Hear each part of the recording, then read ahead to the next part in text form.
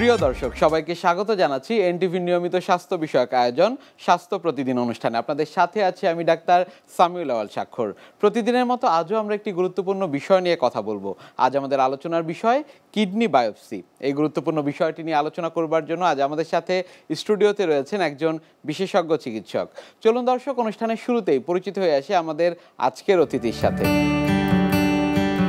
Doctor M A Samad 1958 সালের June মাসে টাঙ্গাইল জেলায় জন্মগ্রহণ করেন। 1982 সালে ময়মনসিংহ মেডিকেল কলেজ থেকে MBBS ডিগ্রি অর্জন করেন। এরপর তিনি চিকিৎসা বিজ্ঞানে উচ্চতর MD FCPS ডিগ্রি লাভ করেন। বর্তমানে তিনি আনোয়ার খান মডার্ন মেডিকেল কলেজ হাসপাতালে কিডনি বিভাগের বিভাগীয় প্রধান হিসেবে কর্মরত।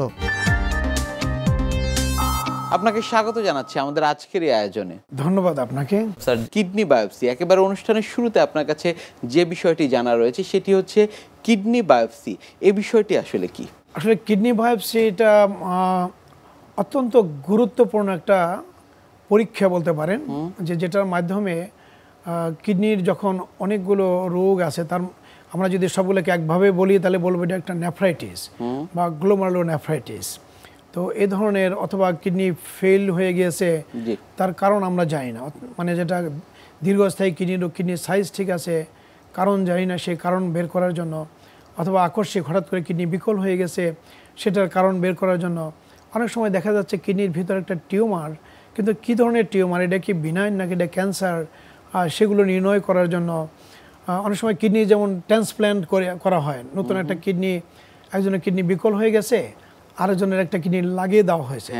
তো এই ট্রান্সপ্ল্যান্ট কিডনির ভিতরে কোনো হিডেন কোনো রোগ হচ্ছে কিনা, যেটা কিডনি রিজেকশন বলা হয়, যে বাতিল হয়ে যাচ্ছে, তো এরকম হচ্ছে কিনা সেগুলো দেখার জন্য অনেক সময় যদি দেখা যায় যে রিজেকশন বাতিল হয়ে গেল কিন্তু কারণ বুঝতেছি না, সেটার জন্য ট্রান্সপ্ল্যান্ট কিডনি এগুলো বায়োপসি করা হয়।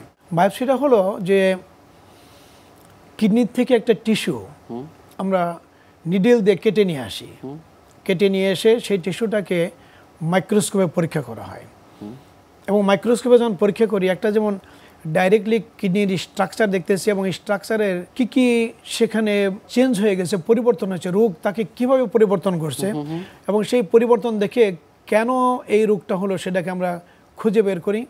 এবং পাশাপাশি আরেকটা সেগমেন্ট আমরা নেই, যে সেগমেন্ট দিয়ে দেখি যে অনেক ধরনের আমাদের বডিতে যে ইমিউনোলজিক্যাল রিয়াকশন হয়, তো সেই রিয়াকশনের জন্য সেখানে যে রিয়াকশনটা ডমিনেন্ট হয়েছে সেরকম ওই ইমিউনোগ্লোবিলিন, যেমন IgG, IgA, IgM, কমপ্লিমেন্ট, নানান রকমের এগুলো যে ওখানে জমা হয়, এবং সেগুলো দেখেও আমরা ডায়াগনোসিসকে একদম কনফার্ম করতে পারি।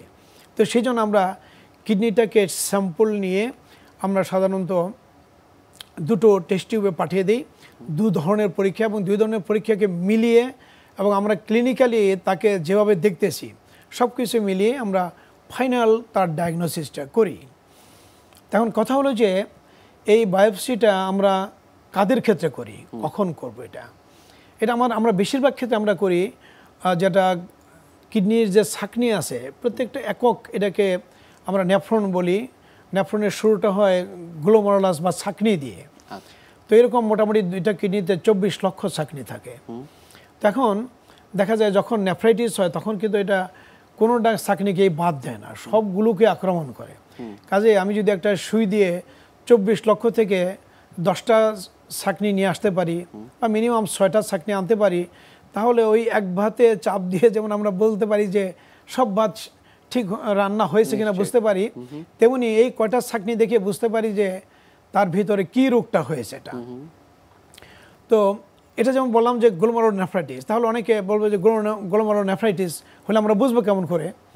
তো যখন দেখা যায় একটা মানুষ মানে স্বাভাবিক আছে, কিন্তু হঠাৎ দেখলো যে তার মুখমণ্ডলটা ফুলে ফুলে হয়ে যাচ্ছে, চোখ মুখ ফুলে যাচ্ছে, প্রস্রাবের পরিমাণ কমে যাচ্ছে, অনেক সময় দেখা যায় যে প্রস্রাবের সাথে রক্ত যাচ্ছে বা প্রস্রাব লালচে হচ্ছে বা ঘোলাটে সরিষার তেলের মতো, তখন কিন্তু এটা আমরা ইউরিনে টেস্ট করে দেখি যে প্রোটিন যায় কিনা। যদি এর সাথে প্রোটিন যায় অথবা রক্ত যায় তাহলে আমরা এটা ধরে নেই যে নেফ্রাইটিস। এবং যদি যারা বয়স্ক যারা আছে তাদের যদি আমরা স্পেসিফিক কারণ না জানি তাহলে আমরা এই যে ফুলে গেছে শরীর, এই জন্য আমরা বায়োপসি করব। স্পেসিফিক বললাম এই জন্য যে যাদের ডায়াবেটিস থাকে, অনেক সময় আমরা জানি যে কিডনির যে প্রধান রোগগুলো তার মধ্যে তিনটাকে আমরা আমাদের দেশে প্রধান ধরি, একটা ডায়াবেটিস, আর একটা উচ্চ রক্তচাপ, আর একটা গ্লোমেরুলোনেফ্রাইটিস। এখন যার দীর্ঘদিন প্রেশার আছে এবং সেই সাথে সামান্য প্রোটিন যায়, আমরা ধরে নেই যে এটা উচ্চ রক্তচাপের জন্য হয়েছে। যার দীর্ঘদিন ডায়াবেটিস আছে এবং ডায়াবেটিসের কারণে দেখা গেলো যে 10-12 বছর পর থেকে তার শরীর ফোলা হলো, আমরা প্রথম চিন্তা করি যে এই ডায়াবেটিসের কারণে প্রোটিন যাচ্ছে এবং সেই জন্য তার শরীর ফুলে যাচ্ছে, কাজেই তারকে আমরা বায়োপসি চিন্তা করব না। কিন্তু ডায়াবেটিস রোগীকেও আমরা বায়োপসি চিন্তা করব কখন, যখন দেখবো যে ডায়াবেটিস মাত্র ডায়াগনোস হয়েছে কিন্তু তার প্রোটিন যাচ্ছে, এবং প্রোটিন শুধু যাচ্ছে না, সাথে রক্ত যাচ্ছে, রক্তকণিকা। এবং তখন আমরা দেখি যে কোনো যেটা যে আমাদের যে ইমিউনিটি যেটা ডিরেঞ্জ উল্টাপাল্টা হয়ে যায়, সেটার কতগুলো টেস্ট করে আমরা বুঝতে পারি। তখন C3, C4, ANA, পিয়ানকা, সিয়ানকা এরকম কতগুলো আমরা টেস্ট করি। যদি দেখি যে এগুলো কোনোটা পজিটিভ আসলো, তখন আমরা ডায়াবেটিস থাকা অবস্থায়ও তার যদি মুখমণ্ডল ফুলে যায়, তাহলে আমরা ডায়াবেটিস থাকা সত্ত্বেও তাকে আমরা বায়োপসি করি। আচ্ছা, তাছাড়া টিউমারের ক্ষেত্রে বায়োপসি করা হয়, কিন্তু এটা কিন্তু আজকাল আমরা একেবারেই কমিয়ে দিচ্ছি। এটা এই জন্য যে একটা বায়োপসি করলে অনেক সময় রিস্ক থাকে যে বায়োপসি যে আমরা করলাম এর থেকে টিউমারটা ছড়িয়ে যেতে পারে ক্যান্সার থাকলে। কিন্তু যদি দেখা যায় যে এমনই সে টিউমারের ধরন, এটা মানে ক্যান্সার হওয়ার সম্ভাবনা খুবই কম, তবে একেবারে বলা যায় না যেটা ক্যান্সার না, তো এইরকম ক্ষেত্রে আমরা খুব সাবধানে তখন বায়োপসি করি। আমরা বায়োপসি না করে FNAC সুবিধা নিয়ে আমরা পরীক্ষা করি সাধারণত, এবং বায়োপসি যদি দেখি যে তারপরেও ডাউটফুল, তখন ওটা বায়োপসি করা হয়। আর যদি দেখি যে আমরা একটা রোগী একটা কিডনি ফেলিওর নিয়ে আসছে, আমরা কোনো ক্রমে কারণ খুঁজে পাচ্ছি না, তখন যদি কিডনির সাইজটা নর্মাল আছে এখনও, আমরা বায়োপসি করে দেখি যে কেন হয়েছে, সে কারণটা বের করি। সেটা আকস্মিক হোক বা সেটা ক্রনিক হোক, যে কোনো কারণে কিডনির সাইজ নর্মাল থাকলে আমরা করি। তো বায়োপসি করে তাহলে লাভটা কি, যেটা বললাম যে বায়োপসি থেকে, এই রিপোর্ট থেকে আমরা একদম সঠিক ডায়াগনোস করতে পারি যে কেন তার এই কিডনি বিকলটা হচ্ছে বা কিডনি খারাপ হচ্ছে, কেন প্রোটিন যাচ্ছে, কেন রক্ত যাচ্ছে, আমরা সব এগুলো একদম কারেক্টলি বের করতে পারি। যদি বায়োপসি না করা হয় তাহলে একটা অনুমানে বলি যে এই প্রোটিন তো যেতে পারে 10-12টা কারণে, তো এটার কোনটা কারণ আমি তো কারণ জানি না, তখন কিন্তু অন্ধকারে আমাকে ট্রিটমেন্ট দিতে হচ্ছে। এবং বেশিরভাগ ক্ষেত্রে এই ট্রিটমেন্টগুলো আমরা যে দেই যেগুলো, সেগুলো স্টেরয়েড, যেটা আমরা জানি এটা অনেক সাইড ইফেক্ট আছে, ইমিউনোসাপ্রেসেন্ট ঔষধ যেগুলো আমরা জানি যেটা অসংখ্য সাইড ইফেক্ট আছে, ক্যান্সারের মধ্যে এগুলো ইউজ করা হয়, অন্য ক্ষেত্রে ইউজ করা, সেগুলো আমাদের প্রয়োজন বোধে ইউজ করতে হয় যদি নেফ্রাইটিস বিভিন্ন ধরনের, কিন্তু আমরা ধরন বুঝে তাদেরকে সেই ট্রিটমেন্টটা দেবো। এখন প্রশ্ন আসে যে বায়োপসি তাহলে তো আমরা হলে আমরা করবো, কিন্তু করতে অনেকে দেখা যায় আমাদের রোগীদের জন্য আমরা বলি যে আপনার তো এই কন্ডিশন, আপনার এখন বায়োপসিটা করা দরকার। অনেকেই তো বায়োপসি করতে রাজি হন না, সেক্ষেত্রে আসলে কাউন্সিলিং আপনারা কিভাবে করে থাকেন? প্রথমেই আমাদের বলবে যে আমরা বায়োপসি আমরা না করে অন্য কোনো উপায় নেই, আমাদের ভয় লাগে, এটা কেটে নেওয়া হবে কিডনি, আমাদের যদি কিডনি যদি নষ্ট হয়ে যায় এটা অনেক ব্যথা হবে, আমার কিডনি কাটতে যে যদি অন্য অঙ্গ যদি কেটে ফেলে। কারণ বায়োপসিটা কিন্তু আমরা কিন্তু মানে প্রথম আগে যদি কিছু দেখতে হতো, সেটা কি করা হতো, পেট কেটে কিডনি থেকে টিস্যু কেটে নেওয়া হতো। আর 51 সাল থেকে ডেনিশ বিজ্ঞানী যা নেফ্রোলজিস্ট, সে তখন আবিষ্কার করে যে আমরা সুই দিয়ে এটাকে বের করে আনতে পারি। তখন ব্লাইন্ডলি অন্ধকারে অনুমান করে দেওয়া হতো যে এই জায়গায় কিডনি আছে, আমরা এখান থেকে আমরা খুঁচা দিয়ে কিডনিটা একটু হার্ড ফিলিং, যখন যে তার যে পর্দা চারিদিকে আছে সেটা যখন ছিদ্র হয়, হাতে একটু বোঝা যায়, এক্সপার্ট হ্যান্ড বুঝতে পারে যখন ছিদ্র হচ্ছে, তো তখন তাকে মানে মনে করা হতো এখন কিডনিতে ঢুকে গেছে।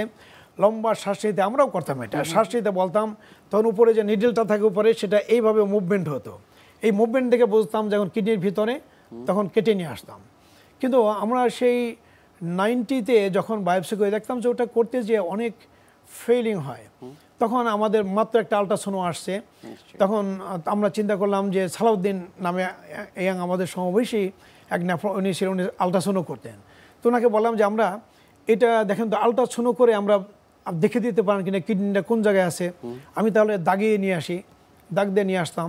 তারপরে করতে যেয়ে দেখলাম যে একটু আগ পিস হয়ে যায়, কারণ শ্বাসের সাথে এটা প্রায় 2 সেন্টিমিটার পর্যন্ত আপ ডাউন হয়। আমি টার্গেট দাগ দিলাম এক জায়গায়, সে হয়তো লম্বা শ্বাস নিয়ে দেখা গেল যে অনেক নিচে চলে আসছে। তখন দেখা যায় যে কিডনির আমরা চাই সাধারণত যে জায়গায় রক্তনালী কম সেই জায়গার থেকে টিস্যু নিতে, এবং টিস্যুতে যেন অনেক মানে গ্লোমারুলার ছাঁকনি থাকে, তো সেটা একদম নিচের কিডনির যে নিচের অংশ, ওই জায়গায় রক্তনালী সবচেয়ে কম এবং চিকন থাকে, আমরা ওইটাকে টার্গেট করি। তো তখন চিন্তা করলাম যে আমরা কি দেখে দেখে নিতে পারি। তো তারপর থেকে আমরা ওই যে বায়োপসি যে প্রুফ সেটাকে সে ধরে রাখতো, আমরা বায়োপসি করতাম। নিশ্চয়ই। কিডনি বায়োপসি সেই বিষয়টি নিয়ে আপনার কাছ থেকে একটু বিস্তারিত জানতে চাই। আমি 97-এ গেলাম ইন্ডিয়া অ্যাপোলো হসপিটালে। মূলত উদ্দেশ্য ছিল আমার ওখানে যে আমরা সিএপিডির উপর আমি কাজ করতেছি, আরও ভালো একটু ট্রেনিং নিতে। ওরা তখন অ্যাপোলো হসপিটালে কেসি প্রকাশ উনি সিএপিডি শুরু করছেন ওখানে। তো ট্রেনিং করতে যেয়ে দেখলাম যে ওখানে কিডনি বায়োপসি করে। তারা বলে যে আমরা আল্ট্রাসনিক গাইডে বায়োপসি করি। আমি দেখি তো তোমরা কিভাবে করো, আমরা যেভাবে করি।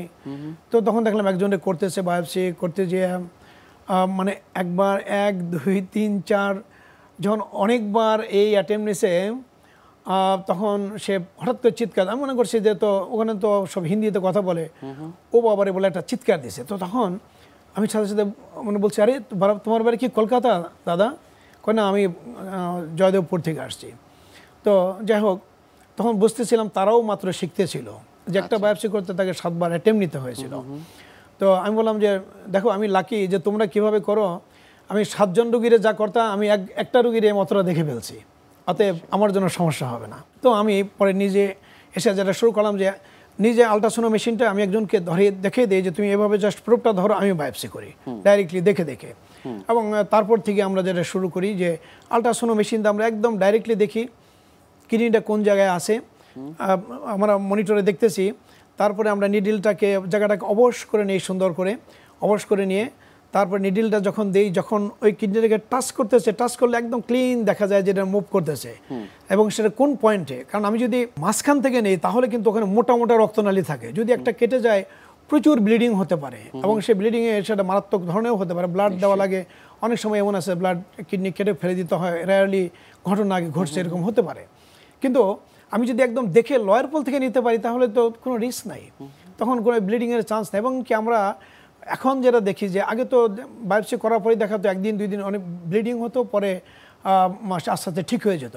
কিন্তু এখন আমরা দেখি মোস্ট অফ দ্য কেস যে বায়োপসি করে আনছি 4টা টিস্যু নিয়ে আসছি কিন্তু ব্লিডিং নাই।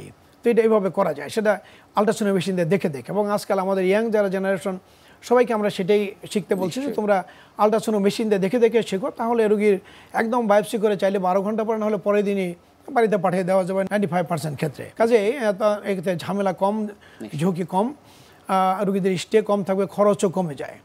কিডনি বায়োপসির এই বিষয়গুলো নিয়ে আপনার কাছ থেকে আমরা আরও জানবো, তবে তার আগে আমাদের এই অনুষ্ঠানে একটি নিয়মিত সেগমেন্ট হচ্ছে বিভিন্ন খাদ্যের পুষ্টি গুণাগুণ সম্পর্কে আমাদের দর্শকদের জানিয়ে দেয়া। প্রিয় দর্শক, দেখছেন স্বাস্থ্য প্রতিদিন। কথা হচ্ছিল খুব গুরুত্বপূর্ণ একটি বিষয় কিডনি বায়োপসি নিয়ে। অনুষ্ঠানের পর্যায়ে দেখে নেব বিভিন্ন খাদ্যের পুষ্টি গুণাগুণ সম্পর্কে আমাদের পুষ্টিবিদের কাছ থেকে। আমাদের শরীরের খুবই গুরুত্বপূর্ণ একটি অঙ্গ হচ্ছে কিডনি।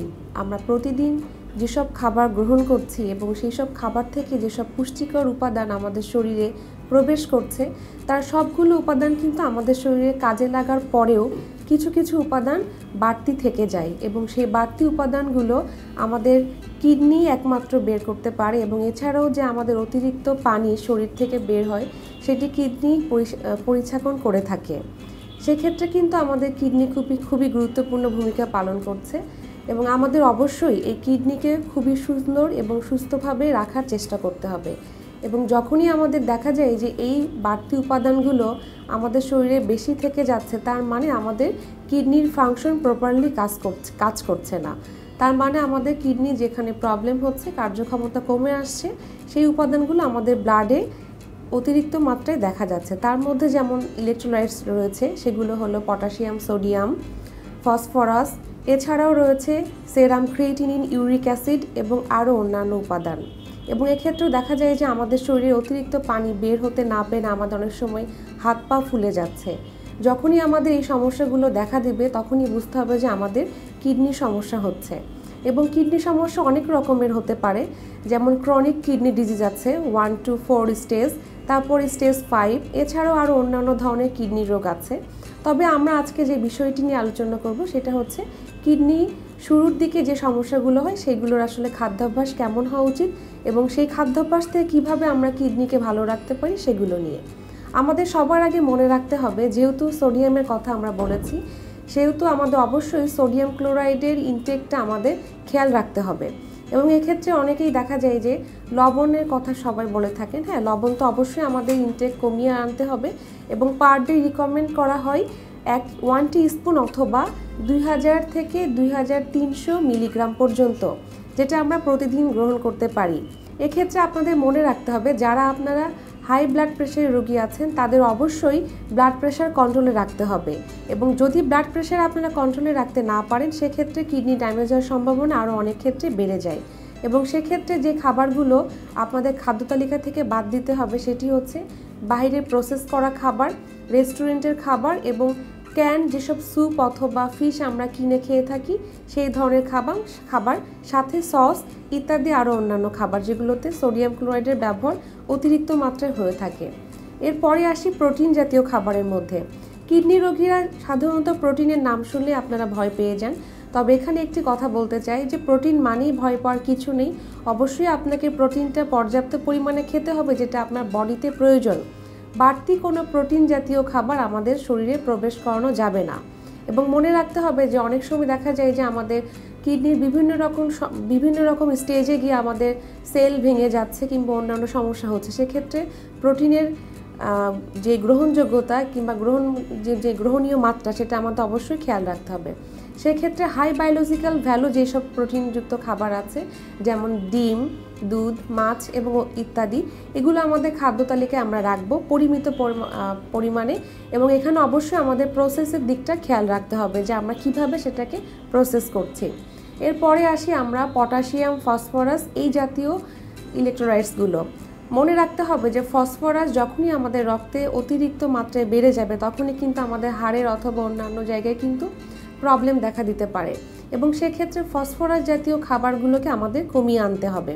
অবশ্যই আগে আপনাকে জানতে হবে যে আপনার রক্তে ফসফরাসের মাত্রা কতটুকু আছে, তার উপর ডিপেন্ড করে ফসফরাসযুক্ত খাবার যেমন চিজ এবং অন্যান্য বেভারেজ এছাড়া অন্যান্য খাবারের মধ্যে যেগুলো রয়েছে সেগুলো আমাদের বন্ধ করে দিতে হবে অথবা গ্রহণের মাত্রা কমিয়ে আনতে হবে।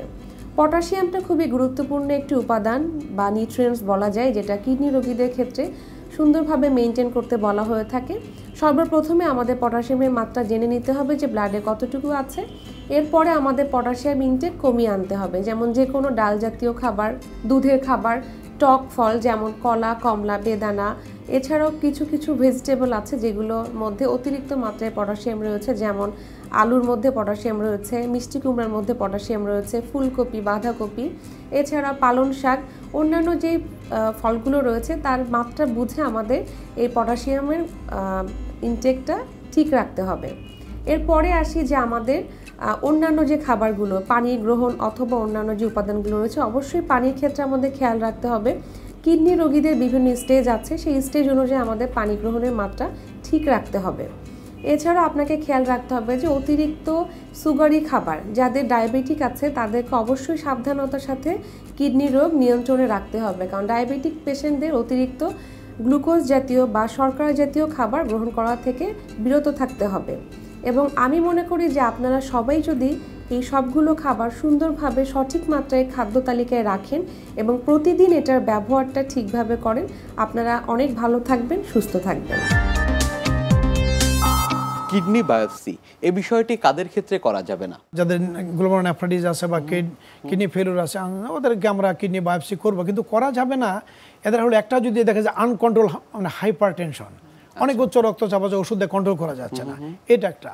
আমরা কারো যদি দেখা যায় যে ব্লিডিং টেন্ডেন্সি আছে অথবা রক্ত তরল রাখার ওষুধ অনেকদিন খাচ্ছে, তাদের কিন্তু ওষুধ বন্ধ করি পরীক্ষা করে দেখি যখন ওটা টেন্ডেন্সি ঠিক হয়ে গেছে তখনই। কারো যদি দেখা যায় একটা মাত্র কিডনি, আমরা ওইটা রিস্ক নিতে চাই না।